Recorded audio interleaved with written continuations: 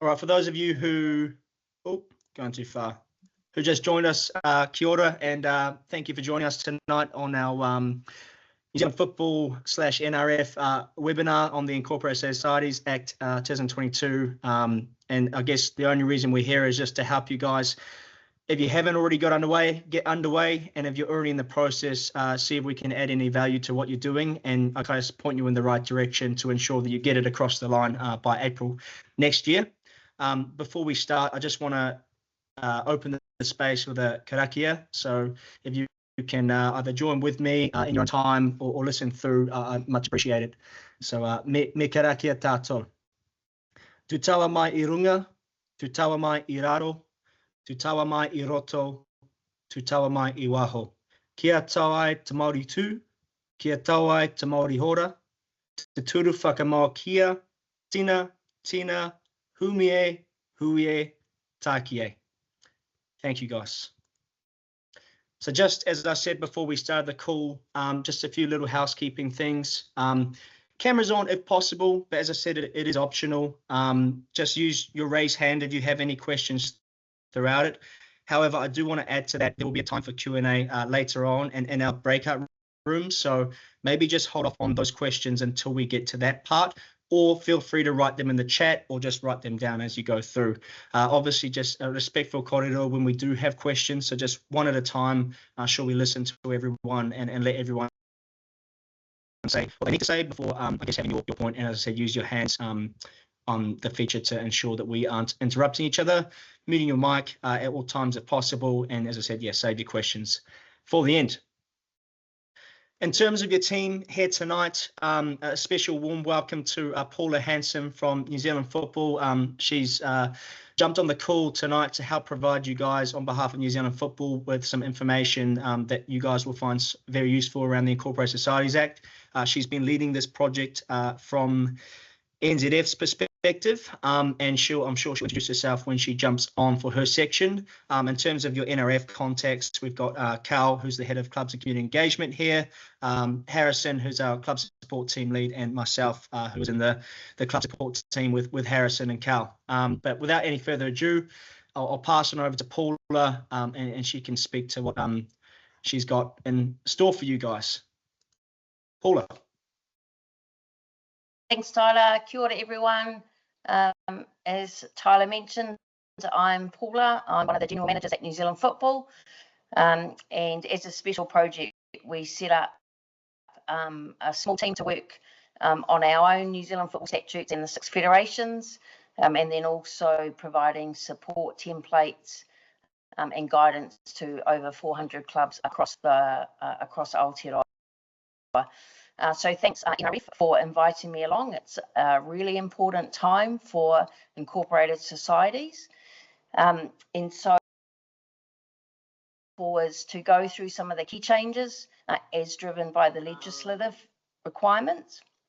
Then we'll work through some other important changes, some topics you might want to consider that are outside of the Incorporated Societies Act. But if you are updating your constitution, it might be worth considering going a bit further. And then a specific topic around the election of board, committee and executive roles, because there is a difference depending on what you'll need in your constitutions. So if we start with the key changes, and remembering that the NZF website and the NRF website, which you'll get a look at tonight, provide some templates which we have developed alongside Sport New Zealand. As a whole, NRF have an incredible AI tool to support you. So this webinar is part of that series of support mechanisms for all of our clubs. So if we move to the key changes, and this is coming from the legislation, we just want to go to the next slide.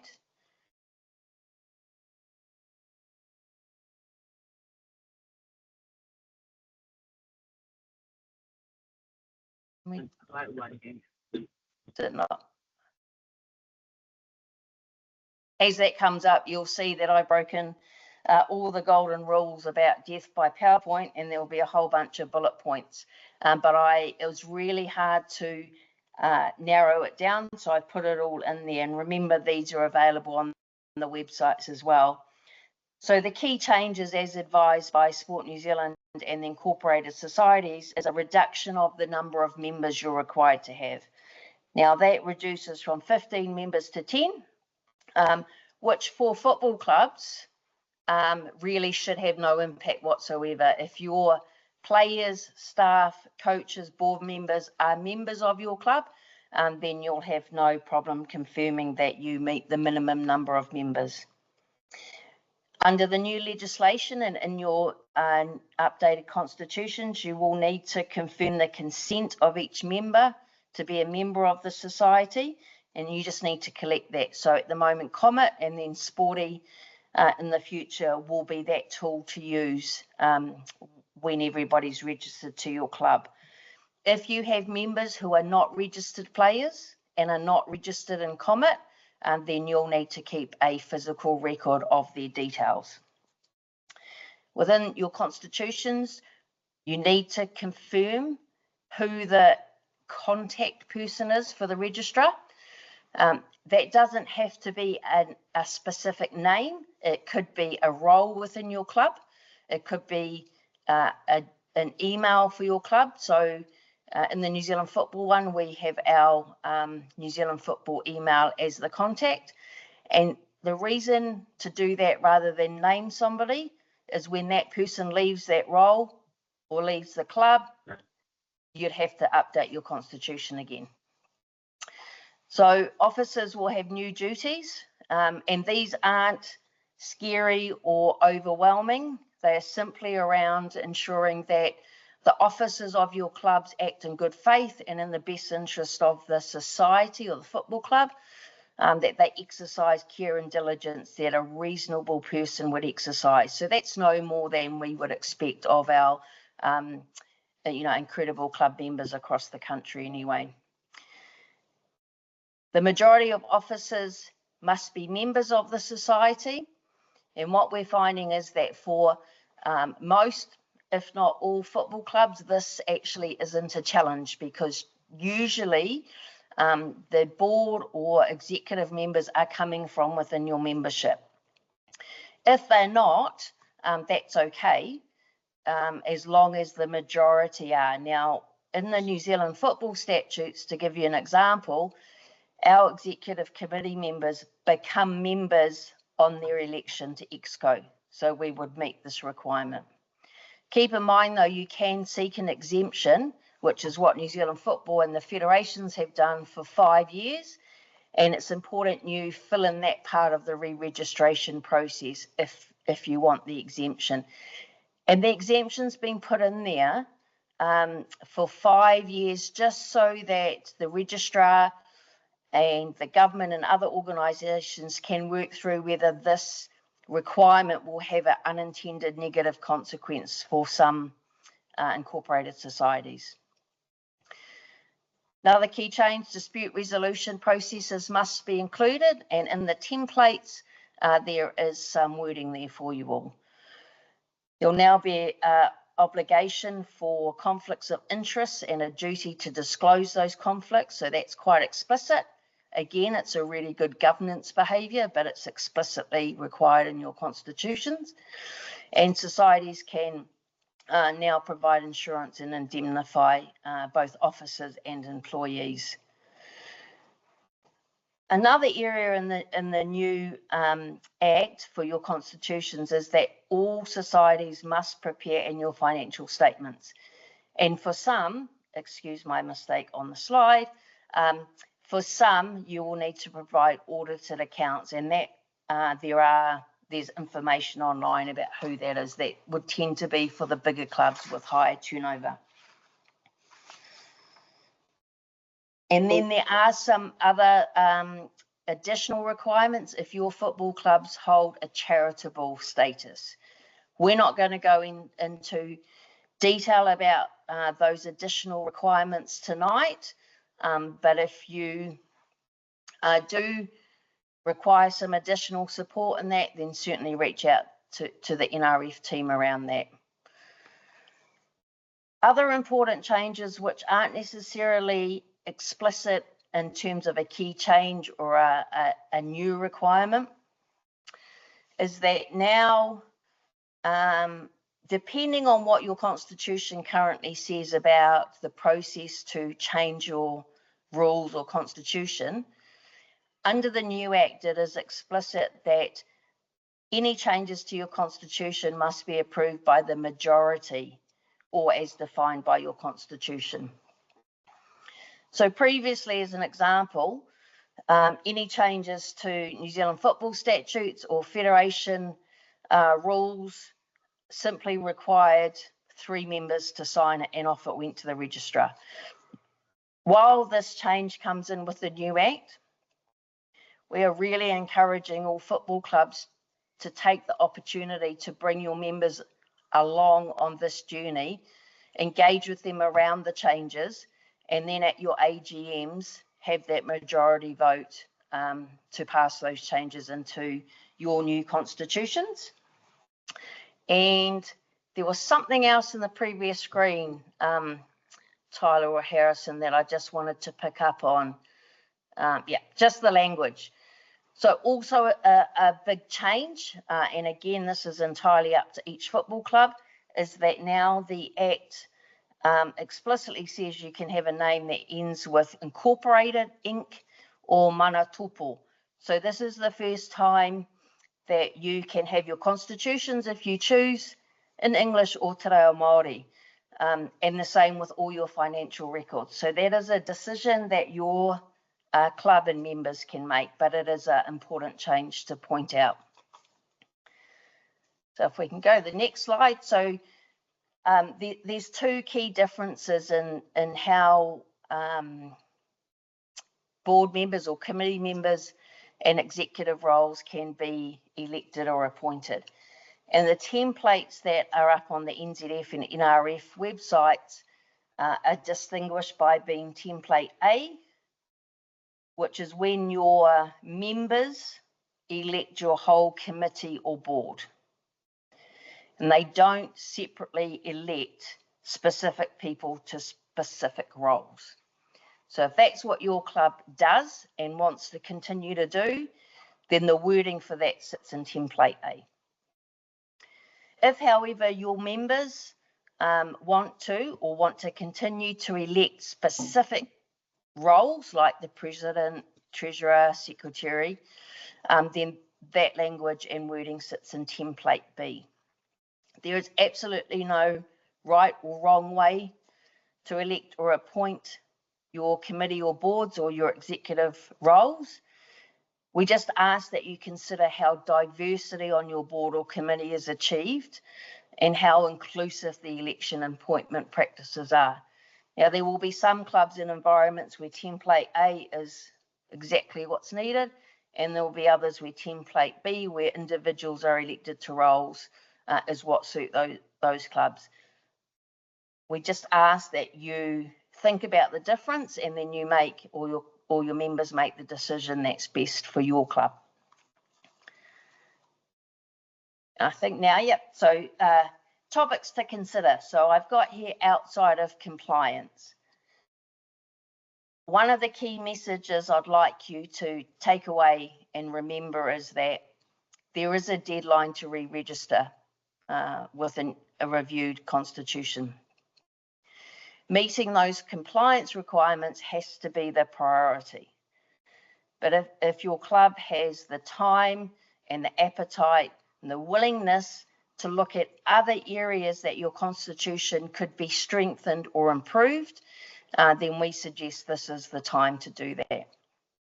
So to give you some real quick examples and things that we've picked up through our New Zealand football statutes and the 6 federation constitutions, are looking at things like, do you have maximum terms for your elected officers, or can they stay in their roles forever? We've removed all gendered language, so there's no more chairman, there's no more his or her, and we're using they, them, their. anybody can be in those roles.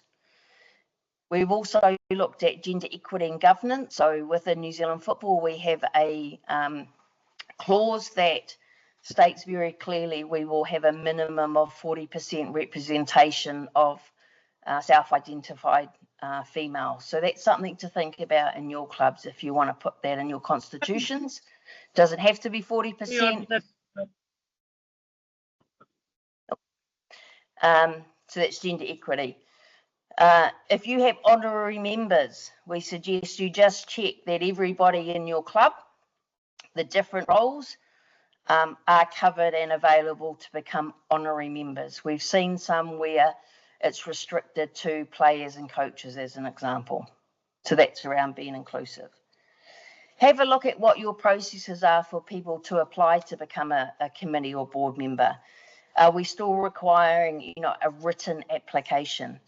Or could your club look to have more inclusive language and opportunities, especially recognising, our members or potential committee members who might be dyslexic, as an example, could they present their application to the club in a different way? We've gone pretty wide-ranging and removed the requirement for the old seal that we all used to have. And we've removed things like faxes, and a lot of our postal requirements we've updated to recognise email, online opportunities like this. Last night, New Zealand Football held an extraordinary Congress online, which years ago we wouldn't have been able to do under our rules. So have a think about how that works with your club. Membership types and voting rights. Voting rights for junior members is a key area to think about, and how you manage that voting process and right to vote to ensure that the decisions made by your members actually reflect what's required across the club. And then the other thing is, if you have other committees, how do they work together and how are they elected? If you have a junior executive or senior standing committees, then have a think and just review what the language is in those constitutions. So those are the key other things we would encourage you to turn your mind to, but not at the expense of meeting the time frame to be compliant by early April. Cool. Thank you very much for that, Paula. So I've just been working away in the background. I was supposed to give Carl and Harrison the control, but for some reason that wasn't working. So sorry about the technical difficulties, guys. No problem. Carl, I'll pass on over to you, and I'll keep control just for your note, and you can jump onto the next slide to make things easy. Over to you. Cheers. Just a quick one from everyone. Thank you. I'm mindful it is an evening at the end of a very long season that you've poured hundreds of volunteer hours into.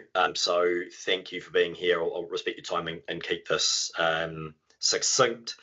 So what we've got in front of us there is an approximate timeline, or what we would consider potentially an optimal timeline. So acknowledging that you're all at different stages and have different levels of resource to kind of take this thing forward. We took that deadline that Paula talked about. We've worked backwards from that, developing what we think is an optimal approach. And by optimal, we mean that it will give you enough time to do what you need to do without having to rush, and still allowing for room for any potential issues, because we can't just assume that everything's going to go smoothly. So the basic areas that you can see there are just reviewing your constitution, your needs, and then drafting your constitution. So as Paula talked about, is it template A or template B? What do you need to lean into first? What else are you going to consider that she may have suggested that you consider, and how do you build that in? Once you've got the board around that and they're okay, it's getting that signed off and taken to AGM or SGM. And then obviously once, hopefully that goes through smoothly, that you can submit that to the company's office. Now, the best way to work your timeline is to work back from that deadline to your next AGM and ask, is there enough time between the AGM and this deadline that if something were to go wrong, that you would still have enough time to either reset that AGM or call an SGM? So what I mean by that is, let's say you don't get quorum for some reason, or let's say for some reason it doesn't get voted through. If you don't have 6 weeks time to turn that around, then you might really be struggling.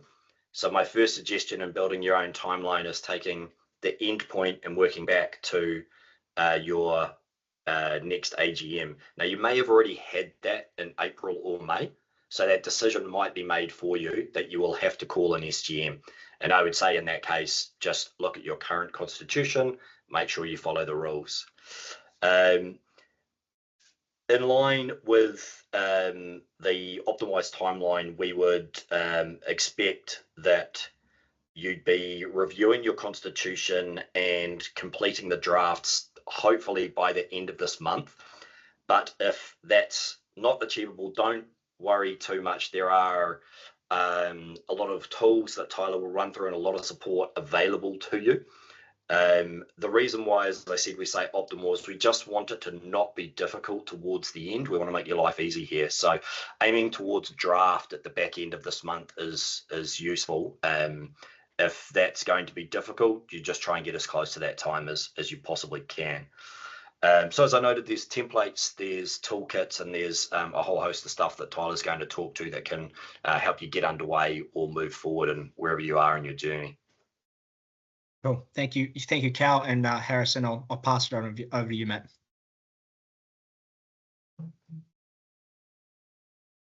Cool. Awesome. Kia ora, everybody. As Cal said, we are really grateful for you all jumping on after what has been, no doubt a long and hard season. So I will respect your time as well tonight with my section. So speaking to the toolkit, with the support, ongoing support of NZF, Tyler has done an incredible job building a library of resources available to you on the NRF website under the clubs tab and then the sub tab of incorporated societies to basically support all of you through the various stages of re-registration.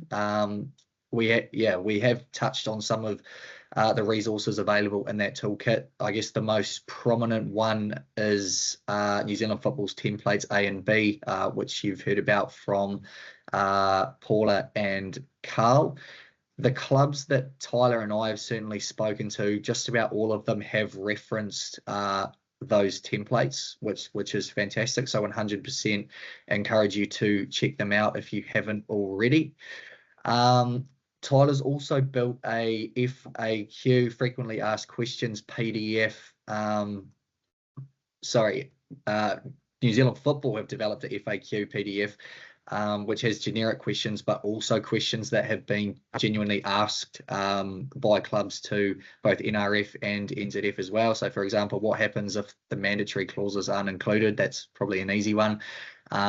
Do clubs need legal advice? It is quite a common one that pops up. And then there's always the subsequent question after that of who would be funding this. So FAQ PDF is, really handy resource there. As Paula mentioned, there is a topics to consider sort of resource as well with additional considerations that does allow for a little bit more flexibility than the mandatory clauses. So Paula touched on these: maximum terms, gender language, gender diversity on boards and committees, and then also membership types and voting rights. There's also on our website the Sport New Zealand Incorporated Societies checklist, which is essentially a checklist to help you and your committee review your constitution for compliance under the new Act. So that touches on things like names and purpose of the society, becoming and ceasing to be a member of the society, election in terms of officers, quorum, contact people, and then there's a whole raft of information in there about managing finances as well. Sport New Zealand have also put together a sort of a pros and cons list of re-registering as an incorporated society or becoming an incorporated society. as Paula touched on, we do have a number of clubs sort of considering whether this is the avenue that they do go down in terms of re-registration. There are some of them looking at becoming charitable trusts, etc. as well. So that's kind of a pros and cons list there from Sport New Zealand that outlines that, and yeah, will provide a little bit more clarity if you're a little bit unsure of which direction you'd like to head in.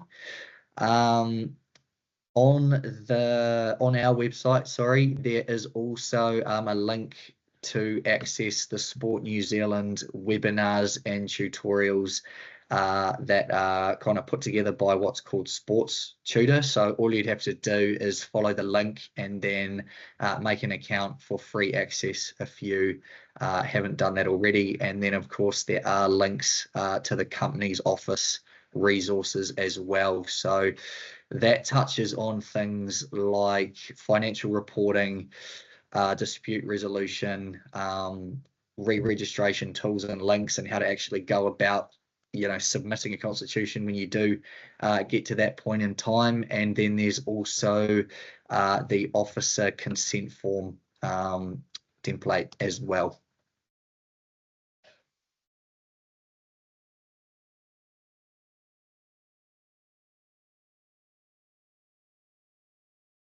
Sorry, guys, bear with me. Look, Harrison, you finished that part, yeah? Yeah, mate. Yeah, he's done and dusted, mate. Awesome. So I'm having difficulty seeing the presentation and also the screen at the same time. I don't know what's happened here, but look, as we touched upon before, that's part of the tool. It's everything we have in our toolkit, and that screenshot was taken from our website. And part of that toolkit is also this AI tool, which you guys can use to help you through the process. I do want to mention that, like it says on the screen, it's not legal advice. Everything that we have here, we're not legal experts, but we're just here to try to support you guys through the journey. So just be mindful that it can make mistakes. It might not always say the right thing. However, we have done our best to ensure that it's trained up in a way that it will point you in the right direction.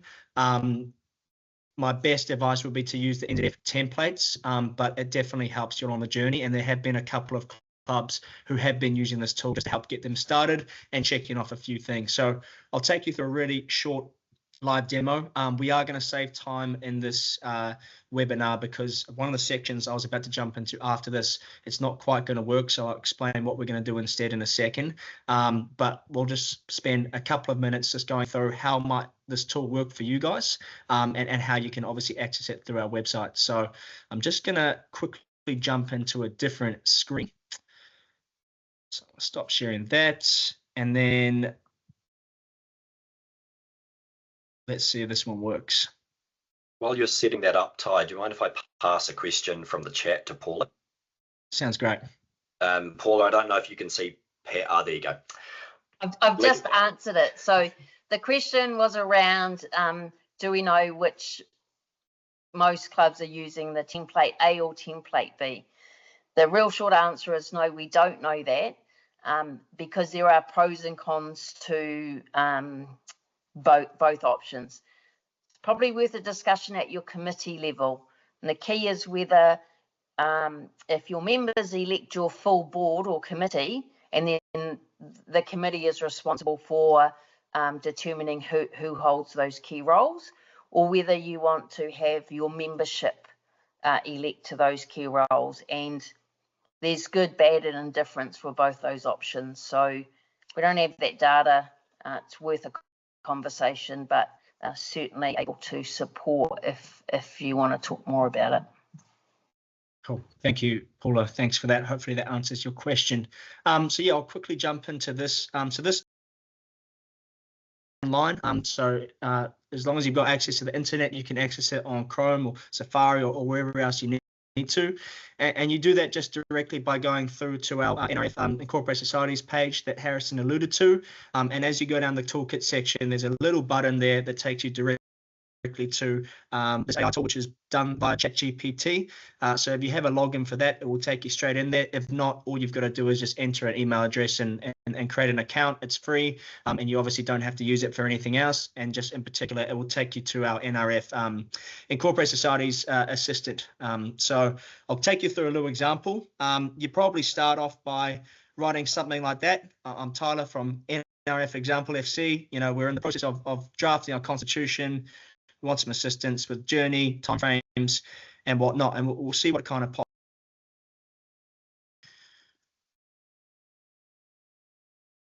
So the first thing it's going to do is ask you to take a pulse survey, which obviously if you've done that, and a lot of you on this call already have done that, you can just completely skip that. If you haven't, it's always good to know where you guys are at so we can help assist you in the right way. You just click the link there, and then obviously like I've said before, it gives you a bit of a disclaimer to ensure that we're not giving you legal advice here. You're responsible for that yourself. However, I can assure you that and can really help with some questions that you might have with it. It's going to run you through the journey and the time frame like I asked it to, talking to you through pretty much what our time frame that Carl went through before does, just a little bit more detail, take you through the process. It's obviously picked up on the fact that you're currently drafting, or as we, so it understands where you're at, and then it helps you determine whether or not you're using NZF template A or B, which it also understands and knows exactly what's in those documents. Sometimes, as I said, it makes mistakes, but it definitely knows enough about it. Ask a couple of reflection questions to you, and then you can obviously proceed into the next one. So we'll work on with that. I'm going to say that we have a specific committee. Don't worry about spelling. I'm sure will work its way through. And what I'm going to do is I'm going to upload our draft constitution. So I can come in here. I'm not too sure you guys can see me uploading. Oh, actually, no, you can. Got NRF example. I can literally upload the document straight away from it. Here we go, NRF example FC demo, which is just a little constitution that I made. And then I can upload it, press go. It will read the document like it has here, take the information I've given it, and it's going to talk me through the process. What it means for me in the journey, obviously recognize I'm using the template B. To align my draft, it will tell me some recommendations. It's obviously told me that it covers these 4 things here: the core and the dissolution cause, the officer roles and legibility. And then it's going to give me some suggested steps that I might want to take moving forward, or things to consider. I won't take any more of your time to go through it, and I'll jump back onto the presentation in a second.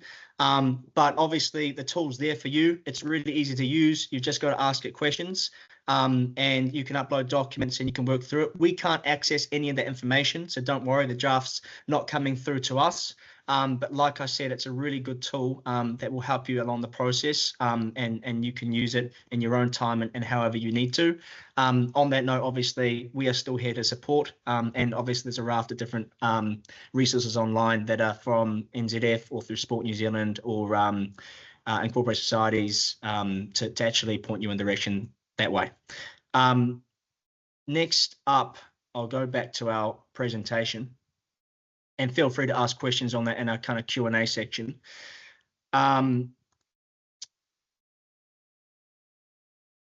We were going to jump into some breakout discussions. I've started going through putting everyone to groups, and it's pretty much told me that not everyone can be put into breakout room groups, which is not ideal. But rather than not involving the people that can't be put in, we're just going to kind of skip this section. However, we will, if you feel comfortable, I'd like you guys just to have a quick think about where you currently are at now. If there are any barriers, potentially when your draft will be ready, or if you've got your AGM coming up, and if there's any help that you might potentially need, if you want to have a think about that and write that in the chat and flick the question through, we can obviously answer it in this kind of Q&A section as we come to it, and if not, we can definitely respond to you guys in an email or a message after the call. But we do have a couple of guests on here, and I'm not going to put them on the spot because it was supposed to be in a small breakout room. But if those guests on here were happy to still speak about their experiences in terms of how they've gone in the process in terms of finishing the Constitution and re-registering, if you could take your microphone off and your camera as well if you want to, and share a little bit about your journey. If not, we can just leave it be and we can move through to the next part. Tyler, I'm happy to chat if you can all hear me. Amazing. So cool. So this is Tina from Clevedon. Clevedon are one of the 16 clubs in the NRF region who have completed the re-registration process in a good time. Yeah, I won't speak for Tina herself, but we've definitely had some discussions around how it went for you. And yeah, I'd love to know how you guys went about it. How long did it kind of take? What was the time frame? And yeah, how did you find the process, Tina? Is the AI tool new? The AI tool is new. I'm pretty jealous. Yeah. I feel like I did it all by myself now that I've seen the AI tool. But it's good to know that you did it all by yourself as well, because you don't necessarily need it. But yes, it is there, and it is brand new. I didn't do it all by myself, really. I literally stuck to all the things that you had on your website, the toolkit. Chose template A. The reason we chose template A is might just be because we're a smaller club, but committees sometimes blur a little bit because we're limited on numbers, and so we just didn't want to have our members voting on the sort of finer details. And I sort of interpreted template A giving us a little bit more flexibility if we did want to reallocate roles and responsibilities, etc. So template A worked really well for us. And then I started by getting our old constitution and just working through template A, extending everything that was mandatory. And anything I had to make a decision on, I just sort of compared and made sure that we weren't sort of, because I was new to this role that I'm in now to the club, I didn't actually use it to make any radical changes. I just wanted to make it as close as possible. So I didn't, do anything without, enough knowledge. And so that worked really well for us. It gave us some flexibility to just mainly change some things around our deadlines for our AGM and our what's that end of year date or whatever it's called. Is it endpoint date? I think we made some minor changes around those things, just to give us a bit more flexibility, because we felt like everything was landing at the busiest time in the season for our AGMs, etc. That's sort of all I can remember from the top of my head. It was mainly about comparing the new template to our old one, and then I just stuck to all the resources that you guys had, because I figured that you wouldn't publish them the way you had if they weren't pretty thorough. No. And then also I looked on the company's office a little bit around whether we should go charity or not, and we opted not to, because it seemed like too much extra admin compared to what we'd get out of it, and whether we really fitted that status. I don't think so. Cool. No, thank you for that, Tina. And just one quick question from me in terms of, once you kind of started out and sat down and worked through the template and your old constitution, was it a pretty straightforward process? And also, like, how kind of long did it take you once you kind of got it underway? Yeah, I reckon, I drew it out a little bit. I probably did sort of half an hour here or there over a couple of days, but it probably was maybe 2 to 3 hours max. And I sort of asked through our committee WhatsApp group, I just asked them a few questions just to check that they were happy with certain things before I let the rest of our membership know for the AGM. But the hardest part was, cliche, is getting started and then getting enough people to attend our AGM. Right, so that's definitely one of the challenges, and I've definitely talked to a few clubs who are in the same situation who completed it, who definitely were worried about that as well. So, no, thank you for that, Tina. And look, if anyone else has any other questions for Tina, we'll go into Q&A, and if she's able to answer them, she's obviously more than welcome to. Although it looks like Cal's got one right now. So Cal. Tom's got a couple of good questions in the chat there, and I don't want to keep deferring to Paula, but I'm going to. The first one being that the Act requires all committee members as officers of the club. So Tom just wanted to clarify. In fact, why am I speaking on behalf of Tom? Tom, can you put your microphone on and ask the question directly? From my understanding, yes. Paula, I've said no, but I want to know if there's any exceptions. So, Tom, are you able to speak? Yes, I am. Can you hear me? Yep. Yep. Look, we've been working on this since July. We've probably been a fairly large club with a fairly vocal membership when it comes to AGM. We do struggle, I suppose, with getting too many people attending, but the ones that attend are fairly vocal about the club history and what can be done and what can't be done. So we've decided to sort of open it up to sort of information evenings and have some sort of workshops with the members to work through things to try and, you know, draw all that opinion before we get to our AGM in November. So we're working to a timetable to gain opinion, gain the feedback, you know, put drafts out, and hopefully by the time we get to the AGM, we'll have everybody's going to be happy. But one of the challenges that's come out is this requirement now for all committee members to be officers, which does elevate the obligations on those individuals. They need to consent to an officer, and it's pushing towards those officers having sort of director level type responsibility. But they don't distinguish. They use the word committees, and we as a club have multiple subcommittees based around our youth, our junior, our senior, our women's and girls sections, and occasionally some subcommittees around age groups, because we've got so many members in some of these age groups that we have committees set up for these.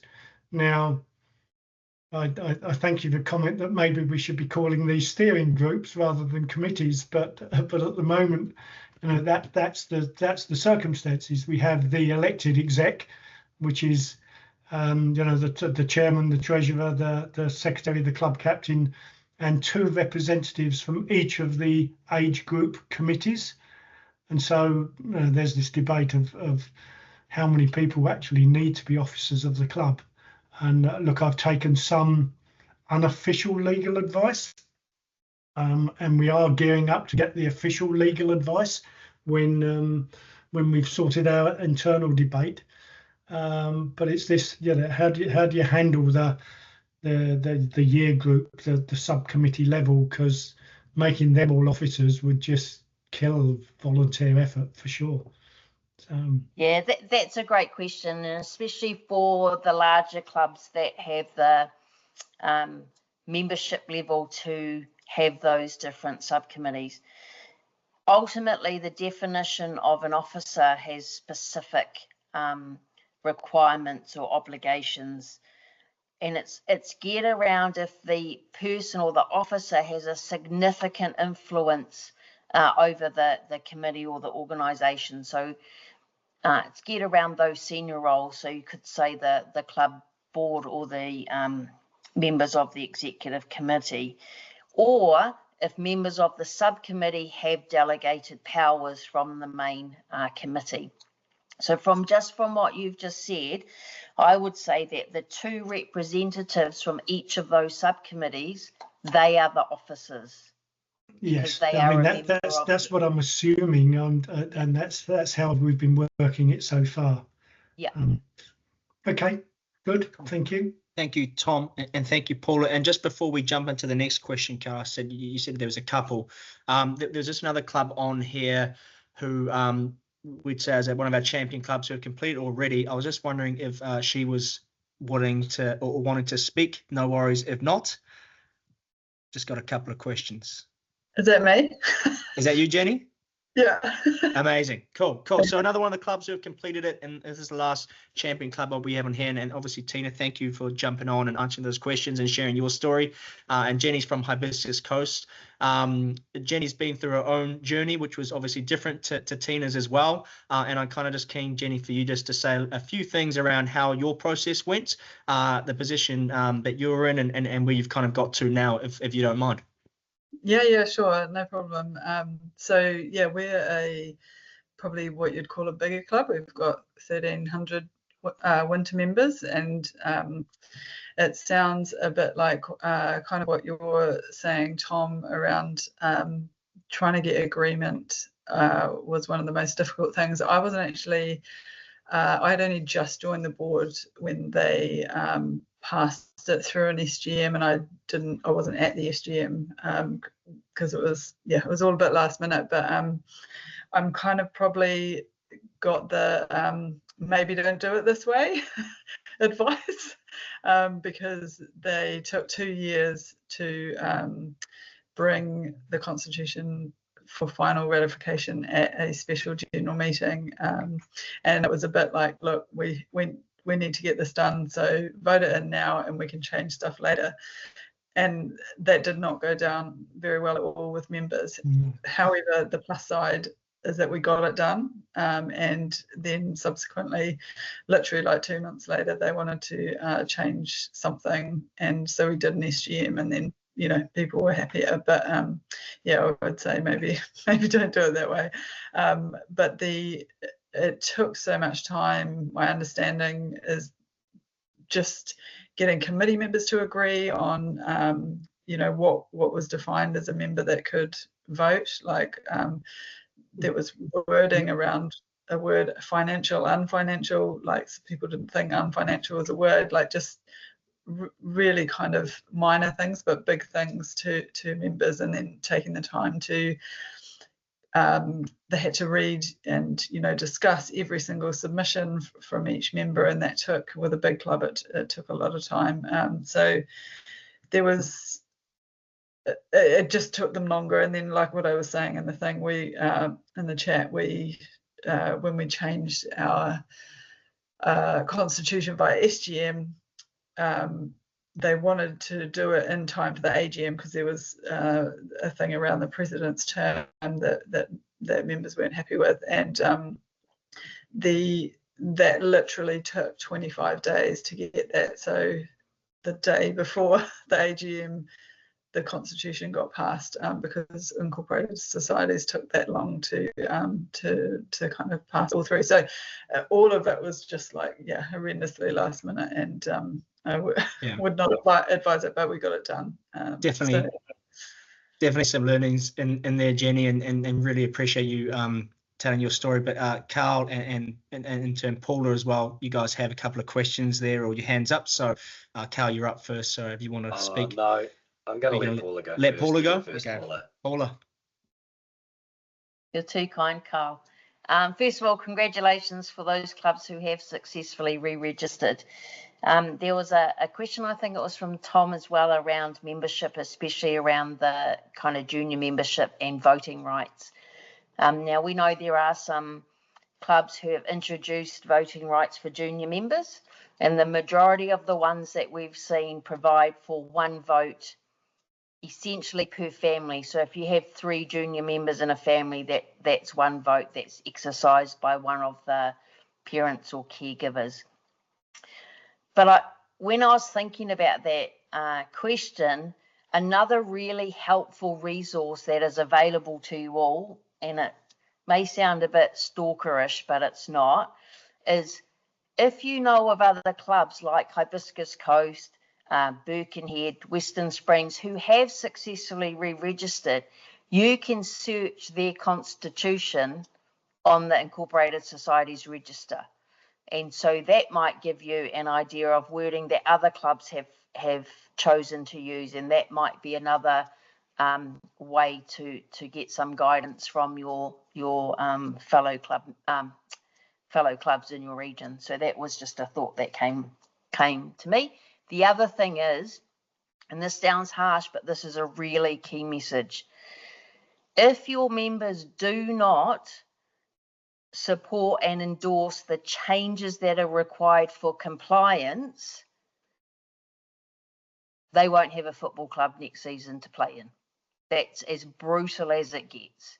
If you're not incorporated, class 4 funding becomes a challenge. Some other requirements may become a challenge. So there's a real difference between these are compliance requirements and then these are any additional things that you want to do. But it's easy to get tied up in the non-compliance conversations.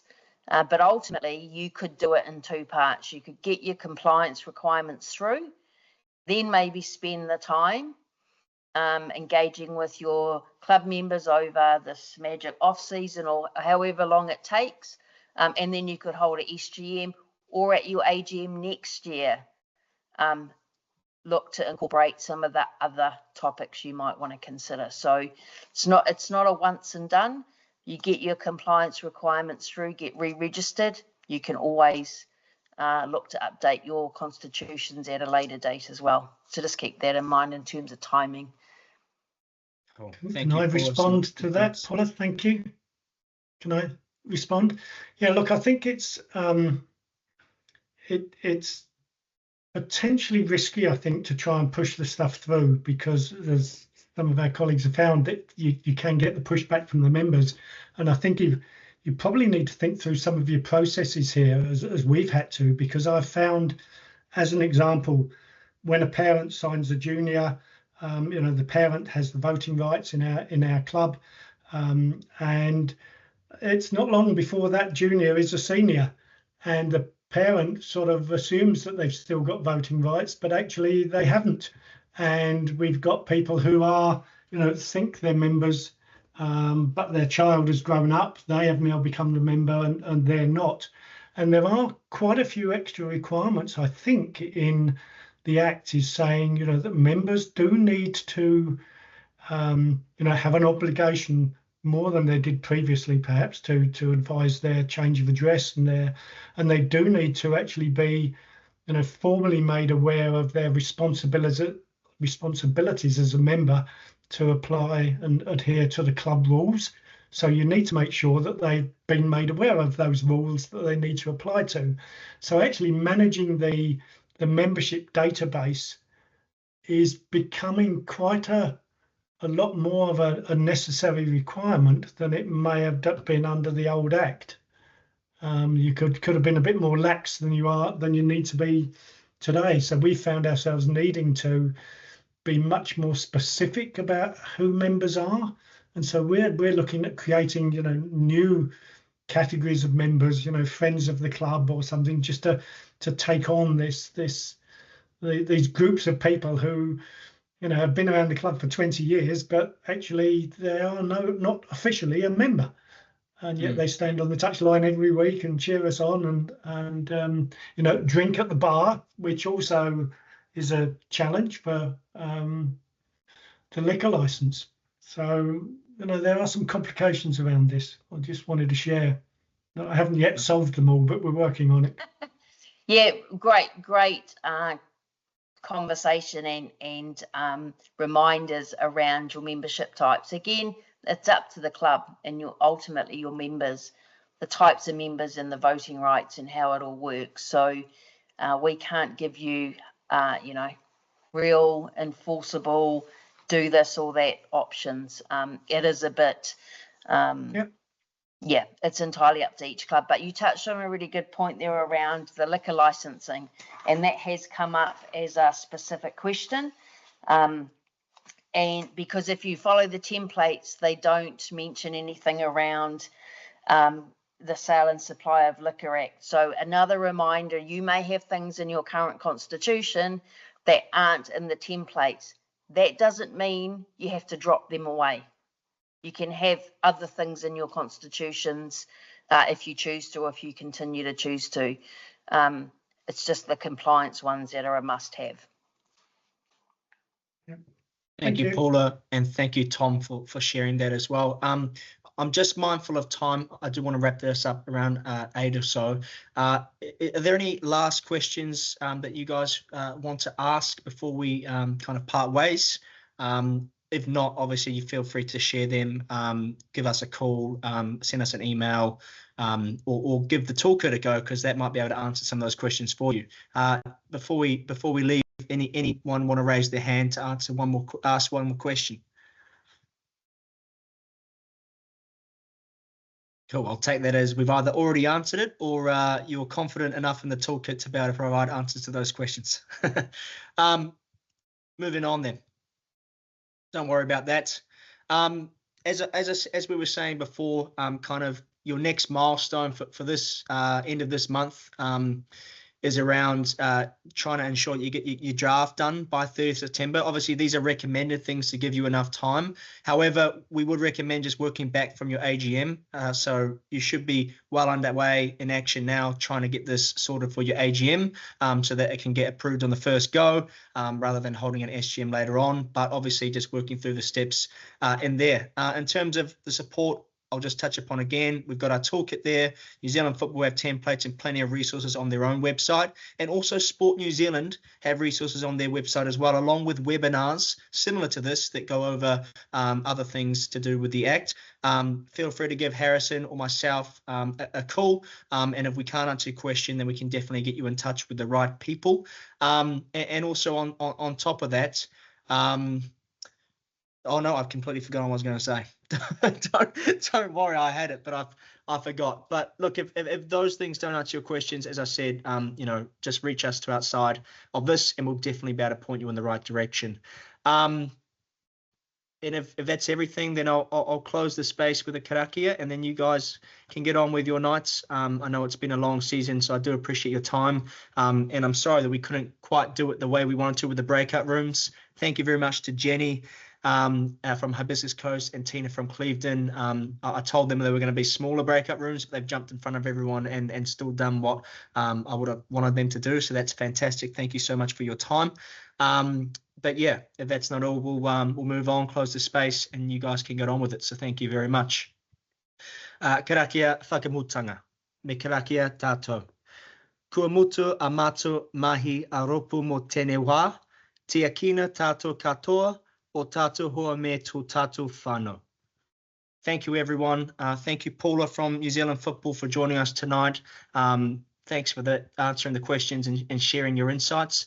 Thank you, Cal from NRF, and also Harrison for sharing your insights. And once again, thank you so much to our champion clubs in Hibiscus Coast and Clevedon, two different clubs, Jenny and Tina, and also Tom and everyone else who shared tonight, and for all of you guys who jumped on the call and listened through it. Hopefully it wasn't too long, and hopefully we'll give you some good direction in terms of the next steps ahead. But thank you, everyone. Enjoy your evenings, and we'll see you soon.